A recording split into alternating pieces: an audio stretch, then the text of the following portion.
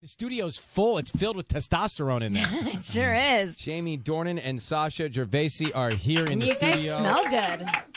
You smell good? Yeah, you smell good. Nice. What about me? We've had all sense walk into this studio. You'd be surprised. So we've been talking about you guys coming in, and it's a really interesting bromance that you have struck up through this movie. Because Sasha was telling me, Jamie, about how you guys started to work together on this new film.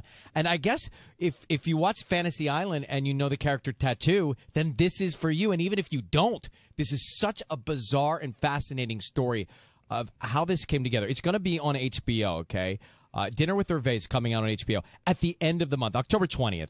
But Sasha, will you just, in a summarized fashion, you've got to tell everyone what you told me when we had dinner. Well, it's just a very surreal story. I mean, 25 years ago, in the summer of 1993, I was a young junior reporter at a British newspaper, and I was sent to LA on an array of important journalistic assignments, the least important of which was an interview with the by now faded star of Fantasy Island, because Hervé Villechaize had been Tattoo in one of the biggest shows on TV. The plane. Yeah. And he had been fired from the show by Aaron Spelling, and this was 10 years later. So I was kind of doing a Sunset Boulevard-style interview, and it was meant to be kind of funny, like a Where Are They Now jokey piece. Right. And so we met, and I did the expected interview, and I was packing my stuff away to sort of move on to my far more important interview. And out of the corner of my eye, there was just this rapid movement, and I looked up to see that Hervé Villechaize was standing 2 feet from my throat, and he was pointing a knife at me. Tattoo with a knife at Sasha's throat. Come on. So I'm, didn't know whether to laugh or cry. I'm about to be shivved to death by the dwarf from Fantasy Island, and I'm like, what is going on? It was just so bizarre. And he said, I've told you all the fake stories. Do you want to hear the real story of my life? And there was something in his eyes, and it just, it wasn't that he was threatening me. What he wanted was my attention. Because the truth was, I had written the story before I got there. I had prejudged him as just this jokey thing that would just be a funny story for my friends back in London. And there was something so compelling and intense about the look in his eye. I was just intrigued as a journalist to find out, well, what's going on? So we ended up spending 3 days together in this final week of August in Los Angeles, and he just spilled his guts. He told his incredibly complex and emotional life story growing up, experimental treatments to try and make him grow because he was a dwarf. He had 3 normal-sized brothers. The love story with his father, who was desperate to make his son well. So it was just, and it was the same thing that happened to me, because I walked in thinking, the plane, this is going to be funny for 5 minutes, and I ended up getting this unbelievable story. And at the end of it, we said goodbye at the Universal Sheraton, and he tugged my sleeve, and it's in the film, and I think Jamie and Peter play the scene so incredibly well. And he looked me in the eye, and he had such pain and such hurt in his eyes, and he says, "Tell them I regret nothing." And he walked off. And I Peter just Dinklage from Game of Thrones. Yeah. Peter plays Hervé, and it was just this really weird feeling, like something's going on here. And I didn't quite put it all together until I got home to London 5 days later, and I got a call from Kathy, his girlfriend, who I'd met during these 3 meetings in LA. And she said that Hervé had killed himself that morning.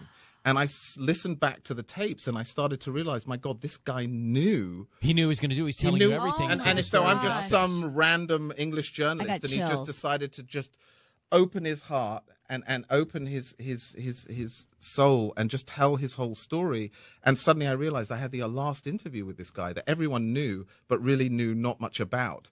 And so, hence the film 25 years later. And here comes Jamie playing Sasha. So you're playing him. Got it. Well, sort of. Sasha. I mean, frankly, may I just say that the guy from Tears for No. Sasha looks like if you've seen a photo of me, you know how preposterous it is that Jamie Dornan is playing me. But Jamie's actually playing a separate character called Danny Tate, because the film is dramatized based on the basic real facts of the story. Okay. But what Jamie has created is something quite different to who I am, Jamie, obviously. Did you know, Aaron Spelling is such a legend in terms of television here in the States. Did you know of him and this series, Fantasy Island? I didn't. I mean, I grew up in Northern Ireland at a time when we had 3 television channels. Yeah. And I think I remember Love Boat. Was that Aaron Spelling as well? Yeah. I remember getting that at like some bizarre time of the day or night. But Fantasy Island, I wasn't that aware of. I had an idea, maybe more from Man with the Golden Gun, of who Hervé Villechaize was. But again, didn't really have much notion of who he was beyond like the little guy from that film. You know what I mean? So it was a real sort of journey of discovery for me when I read the script and finding out so much more about him. And the nice thing, I guess, touch on what Sasha was saying, like I basically play a version of Sasha. Luckily, when I got the script, the character was already called Danny Tate. He wasn't called Sasha Gervasi, and that sort of took the pressure off a little bit and let me have a little bit more ownership of what we wanted it to be and what I could do with it. And we made sure he didn't have to be English and. Yeah, that was a big thing. For example, no one had really, certainly in mainstream America, has really heard Jamie speak as he really is. He's from Ireland, so there was an opportunity for him to in the 50 Shades franchise. We don't hear that, and we hear him in other roles in an American accent. So for him to be able to sort of take ownership of it in his true, authentic voice was, I think, very important for ultimately what. Yeah, but also any time as an actor you're getting to use your own accent. Yeah, is that easier? I'm assuming. Saved you There's a thousands in comfort zone. speech there.